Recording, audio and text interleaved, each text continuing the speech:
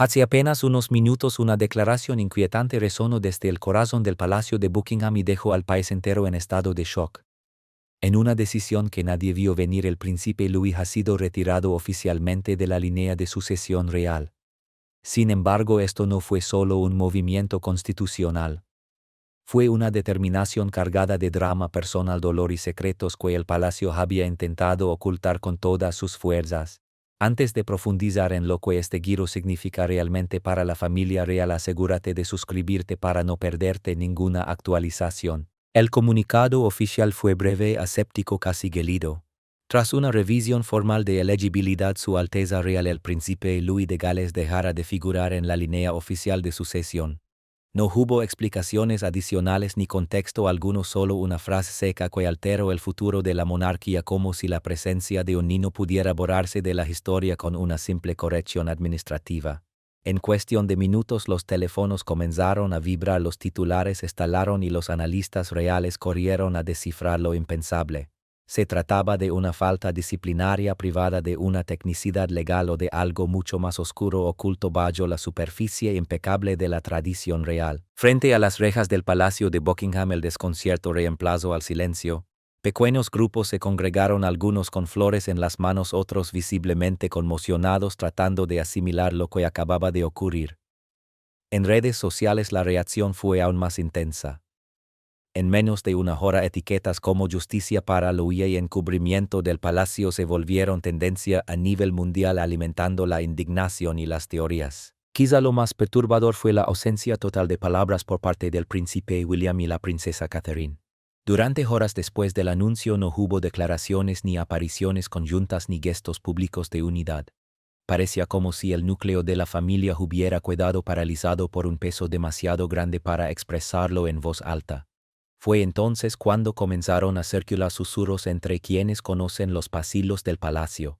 Sabíamos que este día podía llegar, murmuraban algunos. No eran rumores comunes, sino comentarios cautelosos de asistentes veteranos insinuando que la salida de Louis llevaba tiempo gestándose mucho antes de que el público sospechara algo. Incluso dentro del personal se hablaba en voz baja de verdades retenidas, documentos celados y órdenes transmitidas en secreto. Alguien en lo más alto habría estado preparando el terreno poco a poco para una resolución que nadie se atrevió a ejecutar hasta ahora. Y así el país se enfrenta a una pregunta aún más inquietante que el anuncio en sí. ¿De verdad se trataba solo de la sucesión? ¿O el palacio ha actuado finalmente en respuesta a un secreto que llevaba años ocultando? Para comprender cómo se llegó a una decisión de tal magnitud es necesario retroceder a las señales inquietantes que comenzaron a aparecer meses atrás. Semanas antes del comunicado oficial, los observadores de la realeza notaron algo extraño. El príncipe Louis desapareció del foco público. No hubo apariciones en balcones, ni fotografías oficiales, ni retratos de cumpleaños. El silencio fue ensordecedor, aunque el palacio lo minimizó. Hoy queda claro que aquello no fue casual, sino el inicio de algo mucho más oscuro. Al principio todo fue casi imperceptible. Louis, que solía ser la figura vivaz y traviesa en los actos oficiales, simplemente no apareció en un compromiso primaveral en los jardines de Kensington.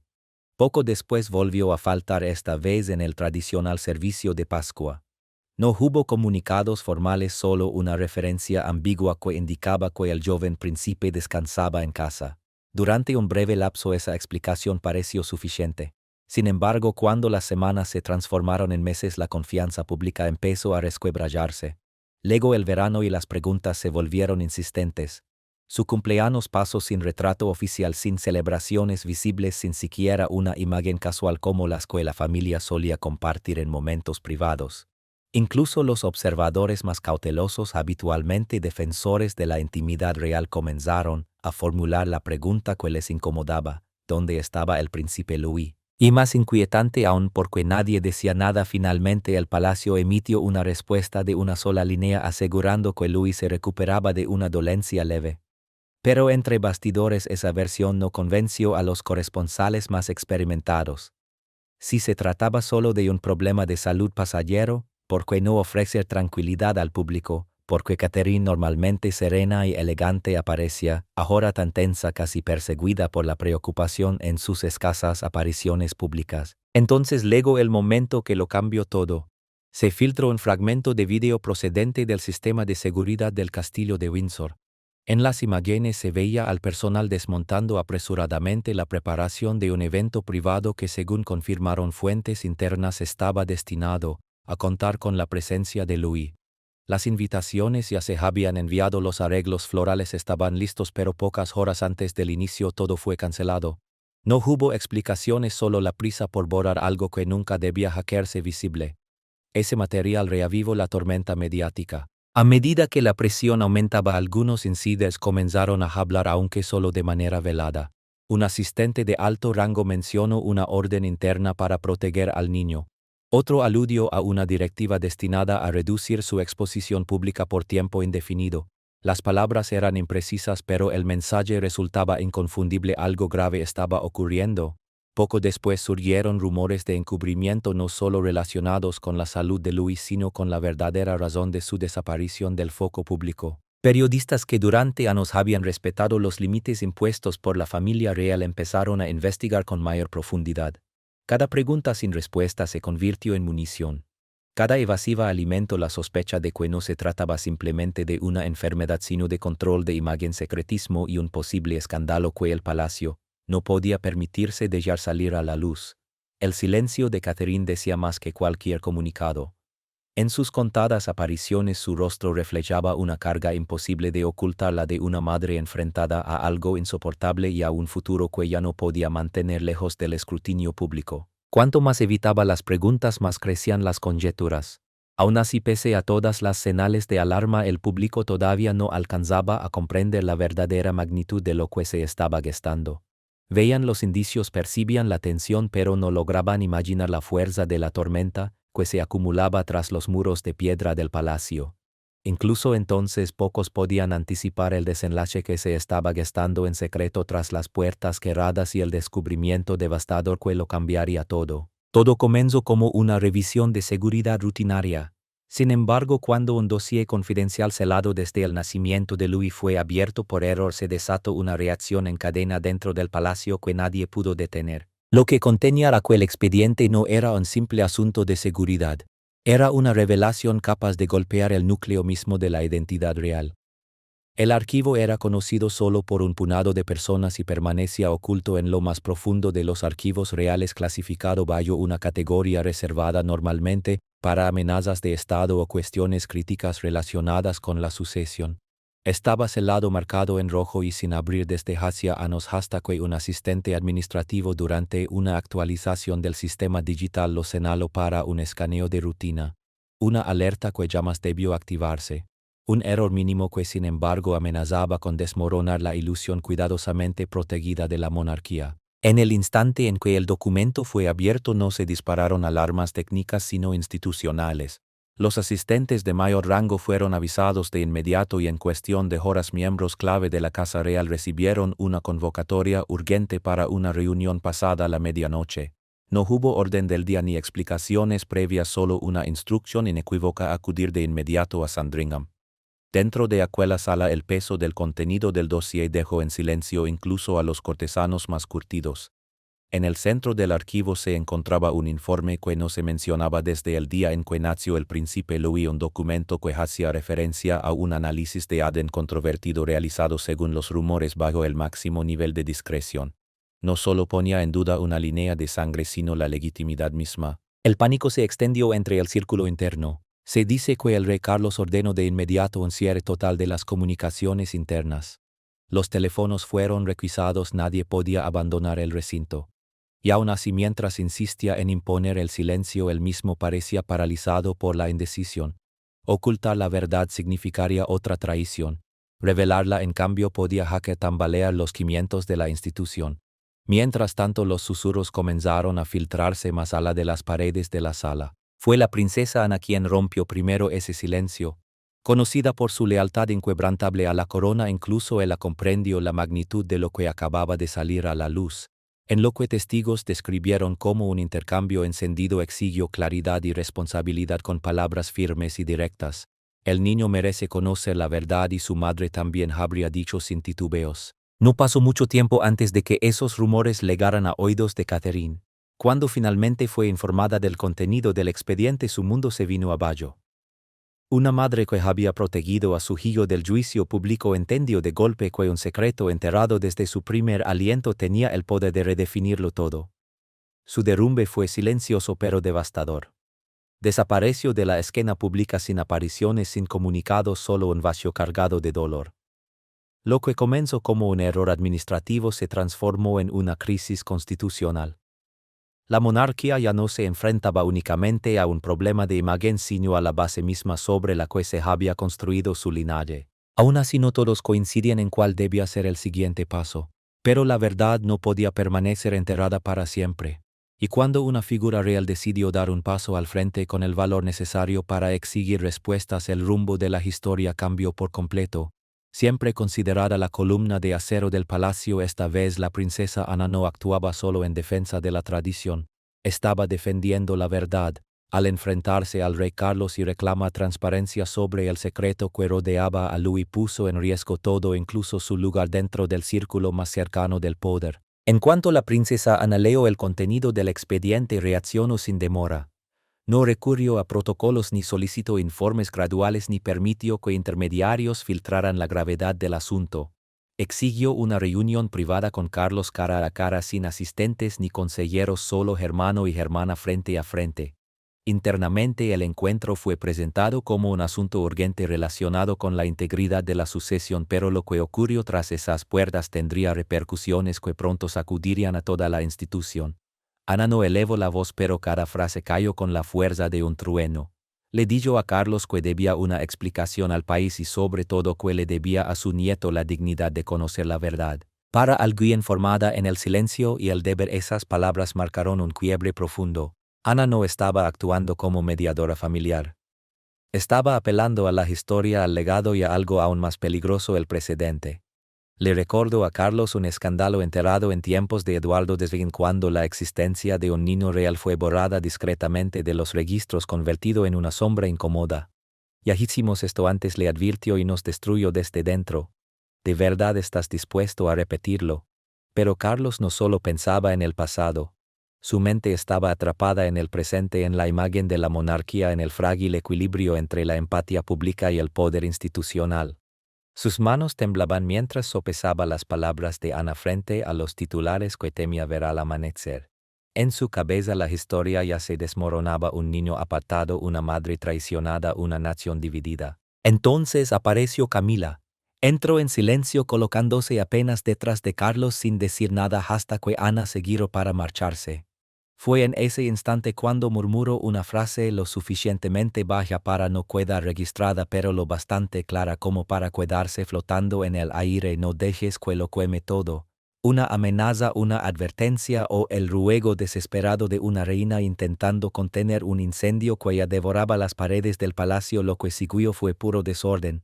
La salida de Ana fue una señal inequívoca. El personal entendió de inmediato que algo se había roto. Departamentos enteros detuvieron su trabajo habitual, las comunicaciones quedaron congeladas y la familia comenzó a fracturarse, no solo en privado sino en el núcleo mismo de su unidad. La desconfianza se instaló en cada pasillo. Los asesores más cercanos a Ana empezaron a redactar lo que llamaron un plan de transparencia contingente, mientras los cortesanos más antiguos de Carlos se aferraban a cláusulas de confidencialidad, tratando de preservar el silencio a cualquier precio. La división interna nunca había sido tan visible.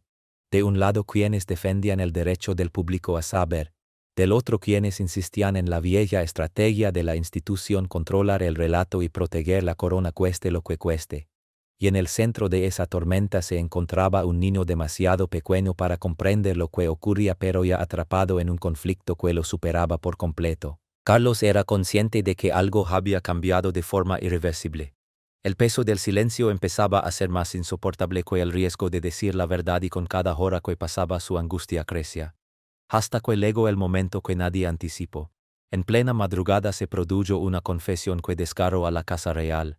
El príncipe William convocó a un reducido grupo de familiares y asesores.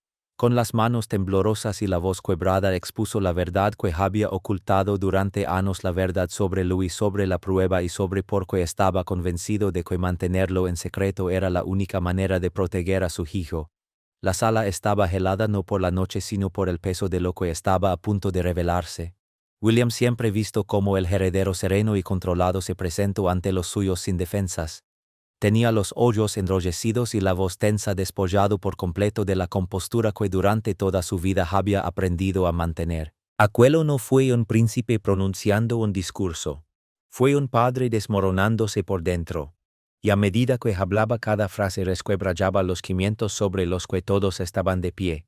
Comenzó reconociendo la existencia de una discrepancia, una palabra suave para una verdad devastadora. Se trataba de un resultado de paternidad realizado pocos días después del nacimiento de Louis. No se solicitó por sospecha ni por escándalo, explicó, sino como parte de lo que él creyó, un procedimiento estándar, una precaución más dentro de la obsesión institucional por el control y la seguridad. Sin embargo, lo que devolvió el laboratorio estuvo muy lejos de ser rutinario. Según William, el análisis mostraba marcadores genéticos que no coincidían plenamente con los suyos, inconsistencias suficientes para generar dudas, aunque no tan concluyentes como para ofrecer una certeza absoluta. Los médicos del palacio recomendaron cautela. El resultado era inconcluso, dijeron. Pero para William aquello no eran cifras ni gráficos. Era una herida abierta. Una herida que llevaba años clavada en el pecho. Confesó que no se lo contó a nadie, ni siquiera a Catherine. Estaba convencido de que revelar esa información en ese momento habría destruido a su joven familia. La monarquía ya caminaba sobre una cuerda floja y otro escándalo, especialmente uno que pusiera en cuestión la sangre de un niño, habría empullado todo al abismo. Así que lo entero. Remember lo sepulto bajo años de silencio, sonrisas públicas y una unidad cuidadosamente escenificada. Pero el secreto no desapareció, se infectó. Cada vez que miraba a Louis, una parte de él dolía, no por desconfianza sino por culpa. William admitió que ese peso lo había consumido, que pasó noches sin dormir repitiéndose que era lo correcto, que ocultar la verdad protegía más a Louis que sacarla a la luz. Sin embargo, con cada omisión la carga se hacía más pesada hasta volverse insoportable. Y cuando el expediente fue desclasificado y el pánico se apoderó del palacio, comprendió que ya no había escapatoria. El secreto lo había alcanzado. No quedaba dónde esconderse. Durante unos segundos la sala no reaccionó. Fue como si el tiempo se hubiera detenido. Luego lentamente Catherine se puso de pie. Su rostro estaba rígido, paralizado por la incredulidad. Miró a William no como esposa ni como princesa, sino como quien observa a un desconocido. «Tú lo sabías», susurró. «Todo este tiempo lo sabías». No gritó, no se derrumbó. Pero en ese silencio suspendido en el aire algo se quebró de forma definitiva. No solo la confianza, sino la última ilusión de que su familia había estado a salvo de la maquinaria implacable de la corona. El silencio que siguió fue ensordecedor. William volvió a sentarse con las manos temblorosas, consciente de que el daño ya no tenía vuelta atrás, no solo para su matrimonio o para la institución, sino para el hijo al que había intentado proteger desesperadamente. Y cuando la familia aún trataba de asimilar la confesión de William, otra voz irrumpió con fuerza, una que alteraría por completo el debate sobre la sucesión. El príncipe Harry, distanciado durante años y convertido en figura incómoda, publicó un video de 5 minutos que terminó de quebrar el poco control que le quedaba al palacio. En él denunció décadas de mentiras institucionales y señaló no solo a la monarquía sino a la estructura misma que, según afirmó, había sacrificado a Louis para preservar el poder. El video apareció sin previo aviso, sin filtraciones ni anuncios. Solo Harry, crudo, directo y visiblemente afectado. En cuestión de minutos se propagó como un incendio. En pocas horas superó los 20 millones de reproducciones. El mensaje no fue elaborado por expertos en relaciones públicas ni pasó por filtros de imagen.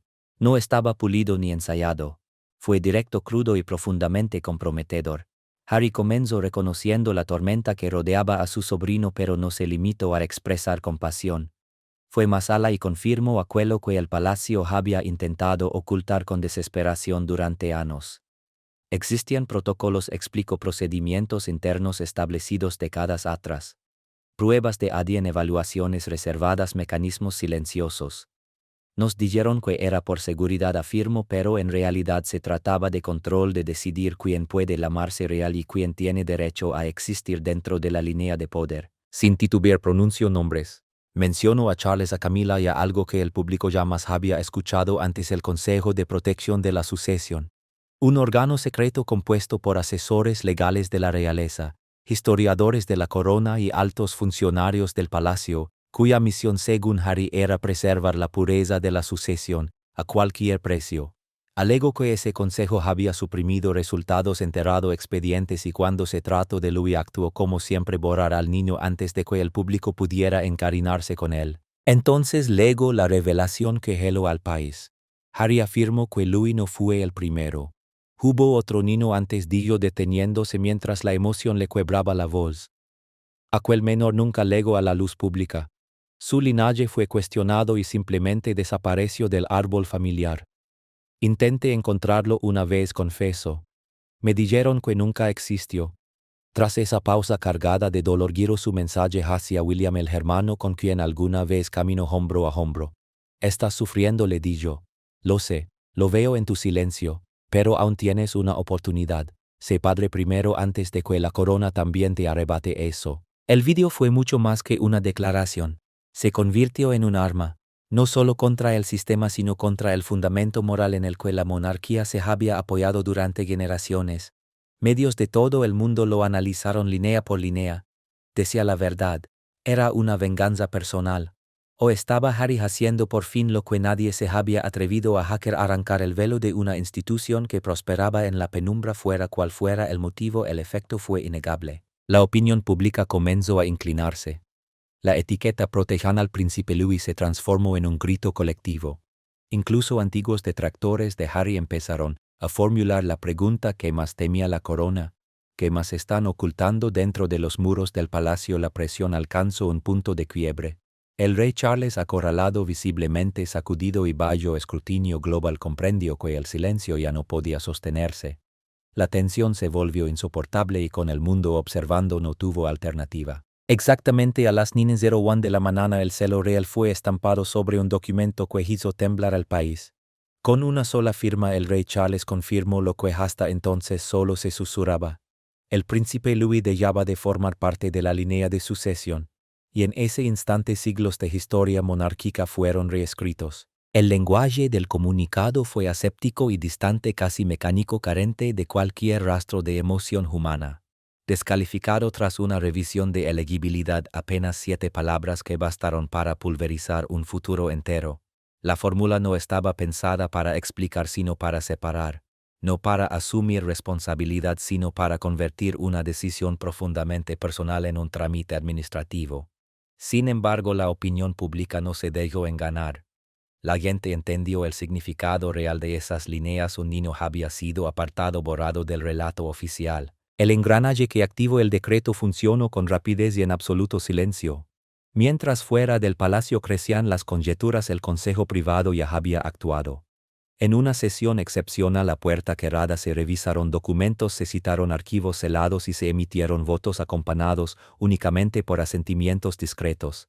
No hubo cámaras, ni declaraciones, ni debate público. Solo una ratificación cuidadosamente coreografiada de lo que muchos percibieron como una traición envuelta en terciopelo real. Cuando la noticia inundó las cadenas internacionales, la reacción fue inmediata y feroz. Multitud se congregaron tanto frente al Palacio de Kensington como ante Buckingham con velas encendidas, pancartas improvisadas y retratos del pequeño Louis. En redes sociales la indignación se convirtió en una tormenta global. La etiqueta #Justicia para Louis fue tendencia en más de 20 países. Artículos de opinión acusaron a la monarquía de sacrificar a un menor en nombre de la supervivencia institucional. Programas de debate se transformaron en auténticos juicios mediáticos. Por primera vez en décadas la familia real no era observada con fascinación sino con rabia abierta. Dentro del palacio el impacto emocional fue imposible de ocultar. Catherine se negó a asistir a la ceremonia de firma. Fuentes cercanas aseguraron que permaneció recluida en Windsor acompañada solo por un reducido círculo de personas de confianza. Algunos afirmaron que estaba inconsolable.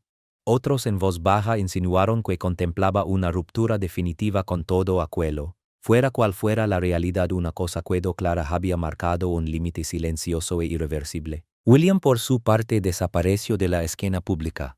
No hubo comunicados, ni entrevistas, ni apariciones. Su ausencia resonó con más fuerza que cualquier discurso. El hombre que durante años encarnó el deber y la continuidad ahora se refugiaba en un mutismo que revelaba incapacidad o falta de voluntad para respaldar una decisión que había quebrado tanto a su familia como al país. Entonces surgieron las preguntas inevitables: ¿quién redactó realmente el texto final del decreto? ¿De quién fue la mano que dio forma a ese lenguaje frío y calculado? Todas las miradas comenzaron a dirigirse hacia Camila. Algunos conocedores del entorno real sugirieron que había influido en la sombra asegurando una redacción que protegiera a la corona mientras distanciaba al monarca del golpe directo. Ella lo negó como era de esperar, pero la sospecha quedó flotando persistente, imposible de disipar por completo. Aquello no fue solo una resolución oficial. Fue una fractura, la demolición de un porvenir que parecía asegurado. Y mientras la tinta terminaba de secarse sobre el documento, la monarquía se descubrió caminando sobre un hielo más frágil que nunca. Pero incluso en ese instante, cuando todo parecía cerrado, se encendió una nueva llama, no solo entre la ciudadanía sino también dentro de la propia familia real. Vestida de negro y hablando desde Windsor, la princesa Catherine hizo una aparición poco habitual, sin guión ni formalidades. Su voz temblaba, giving away la emoción, pero su determinación era firme. Podrán borrar títulos, dijo con claridad contenida, pero jamás podrán borrar el amor. El mundo llevaba tiempo esperando escucharla, y cuando por fin dio un paso al frente, no lo hizo con frases ensayadas ni con la elegancia calculada que suele acompañar a los comunicados reales. Fue directa, visceral. Su intervención de poco más de 2 minutos concentró más emoción que la mostrada por la monarquía en meses. No mencionó nombres ni aludió a decretos o protocolos, pero cada frase apuntó sin rodeos a un sistema que había fallado a su hijo. Nació en este mundo como uno de los vuestros, dijo. Y ahora lo apartáis como si nunca hubiera importado. Quienes la escuchaban percibieron un cambio inmediato. Ya no era la duquesa impecable de otros tiempos. Era una madre marcando un límite y desafiando a cualquiera a cruzarlo. Sin confrontar abiertamente al rey, sus palabras se convirtieron en una rebelión silenciosa. Su tono contenido pero incisivo no dejaba dudas. La medida de una monarquía, afirmó, se revela en cómo trata a los más pequeños, no cuando brillan sino cuando son cuestionados. La determinación no se quedó solo en el discurso. En los días posteriores, corresponsales reales observaron que varios retratos oficiales de Louis antes expuestos en Kensington habían sido retirados con calma deliberada, no por prisa sino como un gesto claro. Si el sistema se negaba a reconocerlo, tampoco lo ofrecerían como parte del escaparate. Al mismo tiempo comenzaron a circular rumores sobre una grieta en el matrimonio. Se habló de residencias separadas, ella en Windsor y él en Londres. No hubo confirmación oficial, pero tampoco desmentidos. La distancia ya no era solo geográfica, era emocional y evidente. Lo que la institución no previó fue la respuesta social. Miles de personas se congregaron frente a las residencias reales. Madres sostenían carteles que decían: sigue siendo nuestro príncipe. Niños encendían velas. Escuelas enviaban cartas de apoyo. Un muro cercano a Windsor se cubrió de mensajes. Uno escrito por una niña decía simplemente: no llores, Louis, te seguimos queriendo. El respaldo trascendió lo simbólico. Una petición en línea para restituir sus derechos sucesorios superó el 1.000.000 de firmas en menos de una semana. Dentro del palacio se admitió que no esperaban una reacción de esa magnitud. Subestimaron la fuerza de una madre hablando sin intermediarios, sin escoltas, directamente a la gente. En ese silencio institucional empezó a gestarse un movimiento discreto, sin consignas grandilocuentes pero poderoso. No pedía una revolución sino reconocimiento, no para ella ni para la corona, sino para un niño cuyo lugar en la historia había sido reescrito por un sistema diseñado para proteger el poder antes que a las personas. Con el paso de los días, la pregunta inevitable comenzó a imponerse: ¿qué implica todo esto para el futuro de la monarquía? La sucesión puede estar grabada en la tradición, pero pocas veces esa tradición había afrontado una tormenta semejante. Louis, antes emblema de esperanza, se convirtió en el epicentro de un ajuste de cuentas institucional. Y a medida que la confianza pública se resquebrajaba, una verdad se volvía ineludible: la corona puede sobrevivir pero no saldrá intacta. Con la exclusión oficial consumada, el esquema sucesorio se actualizó en silencio. Su nombre desapareció, su lugar fue borrado. El gesto fue rápido, técnico y profundamente simbólico.